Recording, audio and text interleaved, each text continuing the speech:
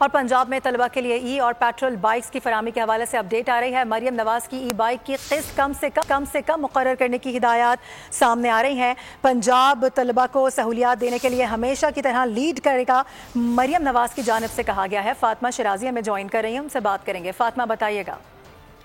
جی بالکل، وزیر اعلیٰ پنجاب مریم نواز شریف کا بہت ہی اہم بیان سامنے آیا ہے اور اسٹوڈنٹس کے لحاظ سے وہ بہت زیادہ متحرک نظر آ رہی ہیں۔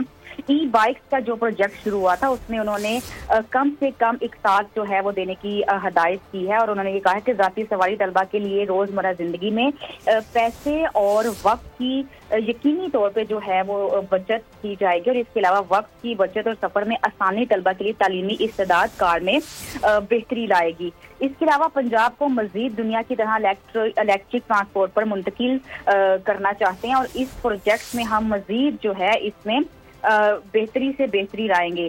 اس کے علاوہ مریم نواز شریف کا یہ کہنا تھا کہ طلبہ کے لیے ای بائک کی بیٹری کی جو انشورنس ہیں وہ وارنٹی بھی اس کی دی جائے گی، کیونکہ کچھ بیٹریز ایسی ہوتی ہیں جو بارش کی وجہ سے یا کسی بھی وجہ سے وہ اگر خراب ہو جاتی ہیں تو ان کے لیے جو بائک ہے وہ تو یوز لیس ہو جائے گی۔